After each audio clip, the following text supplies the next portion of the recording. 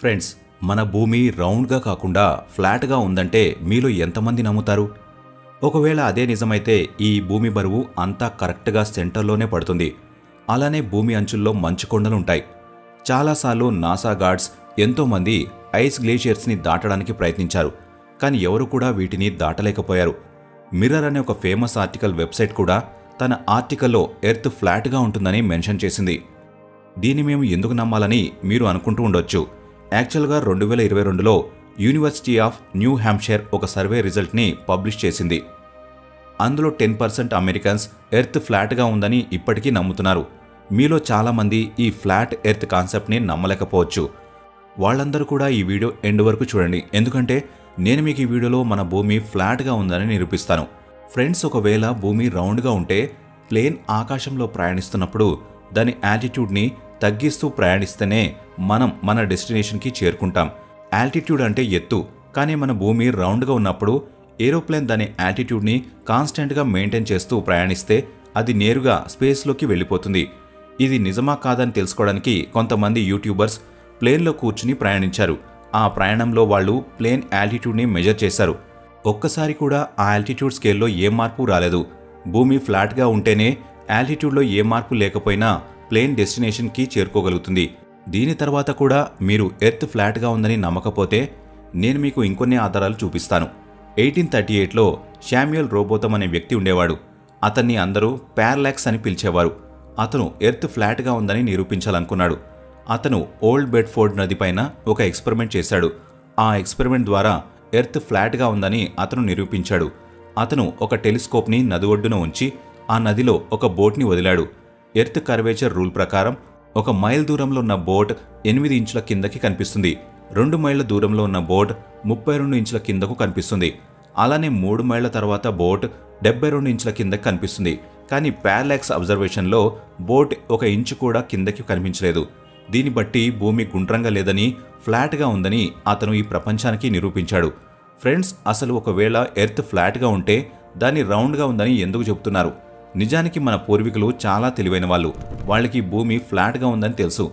కొంతమంది నాసా సైంటిస్టులు ఈ రహస్యాన్ని రహస్యంగానే ఉంచాలని అనుకున్నారు. అందుకనే వాళ్ళు ఈ విషయాన్ని బయటపడనివ్వలేదు. ఫ్రెండ్స్, వేల సంవత్సరాల ముందు మన దగ్గర శాటిలైట్స్ లేవు. అలానే నావిగేషన్ డివైజెస్ కూడా లేవు. కేవలం కళ్లతో చూసి దాని ఆధారంగా చేసుకుని భూమి ఆకారాన్ని ఫ్లాట్గా ఉందని భావించాం. యాక్చువల్గా మనం కొంత దూరం వరకు భూమిని చూస్తే అది ఫ్లాట్గానే కనిపిస్తుంది. దీని ఆధారంగానే చాలామంది భూమి ఫ్లాట్గా ఉందని ఎన్నో ఆరోపణలు చేశారు. భూమి పిక్చర్ కూడా మనకి 19వ శతాబ్దంలో మాత్రమే దొరికింది. ఇరాక్ సముద్రం దగ్గరలో హార్ముజుడ్ రసమ్ అనే సైంటిస్ట్కి ఒక క్లే ట్యాబ్లెట్ దొరికింది. దాని పేరు ఇమాగో ముండి. దాని మీద రీసెర్చ్ చేసినప్పుడు 2 విషయాలు బయటపడ్డాయి. మొదటిది, ఈ ట్యాబ్లెట్ 9వ శతాబ్దానికి చెందినదని తెలిసింది. రెండోది, మన భూమి గురించి అందులో ఎంతో సమాచారం ఉందని తెలిసింది. ఈ ట్యాబ్లెట్లో ఒక మ్యాప్ ఉంది. అందులో యూఫ్రేట్స్ నది సరిగ్గా భూమి మధ్యలో ఉంది. యూఫ్రేట్స్ నదికి ఉత్తరాన బబిలోనియన్ సామ్రాజ్యం ఉంది. అలానే దక్షిణాన సుసా సామ్రాజ్యం ఉంది. ఆగ్నేయంలో ఉరాత్తు ఉంది. ఆ క్లే ట్యాబ్లెట్ పైన ఉన్న సమాచారంలో కొన్ని తప్పులు కూడా ఉన్నాయి. ఆ క్లే ట్యాబ్లెట్ కూడా భూమి ఫ్లాట్గా ఉందని నిరూపించింది. ఆ తర్వాత గ్రీక్ రికార్డ్స్ వచ్చాయి. హోమర్ అనే కవి తన కవితలలో గ్రీకులు భూమి ఫ్లాట్గా ఉందని నమ్మేవారని చెప్పాడు. హోమర్తో పాటు ఎంతోమంది గ్రీకు కవులు కూడా ఈ విధంగానే భూమి ఫ్లాట్గా ఉందని చెప్పారు.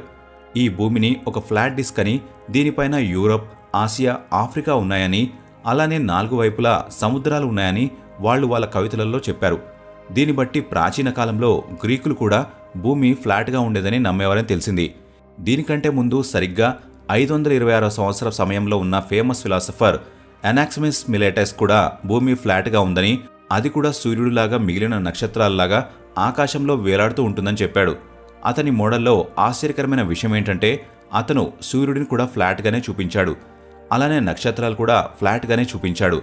దీంతో పాటు అతను సూర్యుడు భూమి చుట్టూ తిరిగేవాడని చెప్పాడు. దీన్ని బట్టి ప్రాచీన కాలంలో గ్రీకులు, ఫిలాసఫర్లు ఎంత తెలివైన వారో మీకు అర్థమయ్యే ఉంటుంది. వాళ్ళు చెప్పిన మాటలు ఇప్పుడు ఒక్కొక్కటిగా బయటపడుతున్నాయి. కానీ వాళ్ళు ఆ విషయాలని కొన్ని వేల సంవత్సరాలకు ముందే చెప్పారు. ఈ ఆధారాలను చూసిన తర్వాత కూడా మీరు భూమి ఫ్లాట్గా ఉందని నమ్మకపోతే మీరు సరిగ్గా ఆలోచిస్తున్నారని అర్థం. ఎందుకంటే భూమి నిజంగానే రౌండ్గా ఉంటుంది. నేను కేవలం మీకు ఎర్త్ ఫ్లాట్గా ఉందని నమ్మకం కలిగించాను. అలానే మన పూర్వీకులు చాలా తెలివైన వారని చెప్పింది కూడా నిజమే. 3వ శతాబ్దంలో ప్రాచీన గ్రీకులు భూమి రౌండ్గా ఉందని నిరూపించారు. ఆ తర్వాత ప్రపంచం నెక్స్ట్ 1500 ఇయర్స్ వరకు భూమి రౌండ్గా ఉందని నమ్మింది.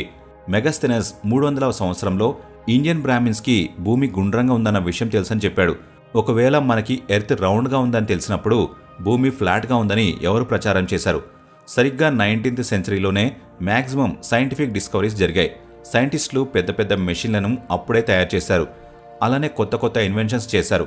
కానీ నిజం బయటకి చెప్పేలోపే దాని గురించి ఫేక్ న్యూస్ సర్క్యులేట్ అయ్యేది. నిన్న ఈ ప్రపంచంలో అతిపెద్ద నక్షత్రం వైస్కుటి అని చెప్పారు. ఈరోజు అతిపెద్ద నక్షత్రం వైస్కుటి కాదు అని స్టీఫెన్సన్ 2DFK49 ఈ ప్రపంచంలోని అతిపెద్ద నక్షత్రం అని చెప్పారు. రేపు స్టీవెన్సన్ కంటే అతిపెద్ద నక్షత్రం ఉందని, దాని పేరు OG64 అని చెప్తారు. దీనివల్ల ప్రజలకి చిరాకు వచ్చి వాళ్లు సైంటిస్టులపైన ఉన్న నమ్మకాన్ని కోల్పోయారు. 19th సెంచరీలో సరిగ్గా ఇలానే జరిగింది.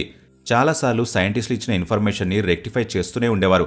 దీనివల్ల ప్రజలు కూడా చిరాకు పడి సైంటిస్టులపైన నమ్మకం కోల్పోయారు. కళ్లతో చూసిన దాన్ని మాత్రమే నమ్మడం మొదలుపెట్టారు. ఫ్రెండ్స్, ఎవరైనా ఒక విషయాన్ని నమ్మాలంటే రెండిటిని ఫాలో అవుతారు. మొదటిది నమ్మకం. ఎవరిపైన నమ్మకం ఉంటేనే వాళ్ళు చెప్పింది నమ్ముతారు, లేదా ఎవరైనా చెప్పినా దానికి సాక్ష్యం చూపిస్తేనే దాన్ని నమ్ముతారు. ఫ్రెండ్స్, వీడియోలో ముందుకు వెళ్లే ముందు నేను ఒక విషయాన్ని స్పష్టం చేయాలనుకుంటున్నాను. ఫ్రెండ్స్, నేను ఏ మతాన్ని అవమానించడం లేదు. నేను కేవలం నాకు ఇంటర్నెట్లో దొరికిన సమాచారాన్ని, బుక్స్లో దొరికిన సమాచారాన్ని వెరిఫై చేసి మీకు ఆధారాలు చూపిస్తున్నాను. ముందుగా క్రిస్టియన్స్ గురించి మాట్లాడుకుంటే, క్రిస్టియన్స్ ఎప్పుడూ 2 విషయాలపైన ఎక్కువ దృష్టి పెడతారు. ఒకటి బైబిల్, రెండవది క్రిస్టియానిటీ మెసెంజర్స్. ఒకవైపు బైబిల్ భూమి రౌండ్గా ఉందని చెప్తుంది, మరోవైపు క్రిస్టియన్ మెసెంజర్స్ భూమి ఫ్లాట్గా ఉందని చెప్తున్నారు. అలాంటి వ్యక్తుల్లో ముందు వచ్చేవారు లాక్టేనియస్. అతను భూమి రౌండ్గా లేదని ఫ్లాట్గా ఉందని చెప్పాడు. ఆ తర్వాత కాస్మస్ ఇండికోలిసెటెస్ ఒక క్రిస్టియన్ మెసెంజర్ ఉండేవాడు. క్రిస్టియన్స్కి అతనిపైన చాలా నమ్మకం ఉండేది. చర్చ్ ఫాదర్స్ మాత్రం అతను చెప్పేది నమ్మేవారు కాదు, కానీ అతని మాటలను చాలామంది నమ్మేవారు. చాలా మతాల్లో ఈ విధంగా ఉన్న విషయాన్ని తప్పుగా అర్థం చేసుకున్నారు. అందుకని భూమి ఫ్లాట్గా ఉందనే విషయం సర్క్యులేట్ అయింది. ఉదాహరణకి పద్మపురాణంలోని మొదటి ఖండంలోని 3వ అధ్యాయంలో 55వ శ్లోకాన్ని చూడండి. తతః క్షితిం సమాకృత్వా పృథ్వ్యాంచినోద్గిరిన్ యదా విభాగం భగవన్నాది పురుషోత్తమ. ఈ శ్లోకాన్ని తప్పుగా అనువదించారు. దీన్ని ఇంగ్లీష్లోకి అనువదించినప్పుడు the beginning less supreme begin then having flat and the earth mountains and it according to divisions అని కావాలనే ఫ్లాట్ అండ్ ఎర్త్ అని చెప్పారు. దీనివల్ల మన హిందువులు కూడా భూమి ఫ్లాట్గా ఉందని నమ్మారు. కానీ దీన్ని సరిగ్గా ట్రాన్స్లేట్ చేస్తే అసలు ఫ్లాట్ ఎర్త్ అనే పదమే రాదు. పారాలాక్స్ చెప్పింది ఒకసారి చూడండి. తను తన ఎక్స్పెరిమెంట్ ద్వారా భూమి ఫ్లాట్గా ఉందని పబ్లిక్కి చెప్పాడు. నిజానికి అతను రిఫ్రాక్షన్ అనే బేసిక్ కాన్సెప్ట్ని కూడా సరిగ్గా అర్థం చేసుకోలేదు. దీంతో పాటు ఈరోజు ఎర్త్ ఫ్లాట్గా ఉందని చెప్పే వాళ్ళు కూడా సరిగ్గా ఇలానే చేస్తున్నారు. ఫ్లైట్ ఎగ్జాంపుల్నే చూడండి. ఫ్రెండ్స్, ఈరోజు ఫ్లైట్స్ అన్నిటినీ కాన్స్టెంట్ ఆల్టిట్యూడ్ మెయింటైన్ చేసి అవి డెస్టినేషన్కి చేరే విధంగా తయారు చేస్తున్నారు. అంటే కేవలం ప్లేన్లో కొద్దిగా అవకతవకలు మాత్రమే అవుతాయి. అందుకనే ప్లేన్ ఆల్టిట్యూడ్ కాన్స్టెంట్గానే ఉంటుంది. ఆల్టిట్యూడ్లో డిఫరెన్స్ ఉండదు. గవర్నమెంట్ కూడా 2018 ఫ్లాట్ ఎర్త్ మీద ఒక ఆర్టికల్ని రిలీజ్ చేసింది.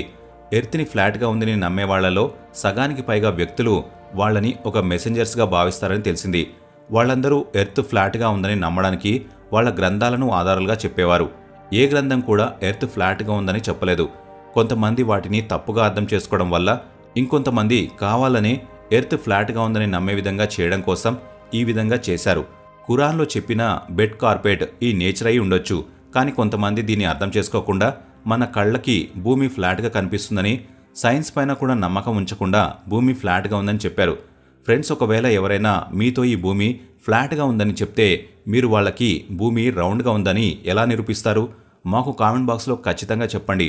ఒకవేళ వాళ్ళు అప్పటికి నమ్మకపోతే ఈ వీడియోని వాళ్ళకి ఖచ్చితంగా షేర్ చేయండి. ఈ వీడియో ఇంతే ఫ్రెండ్స్.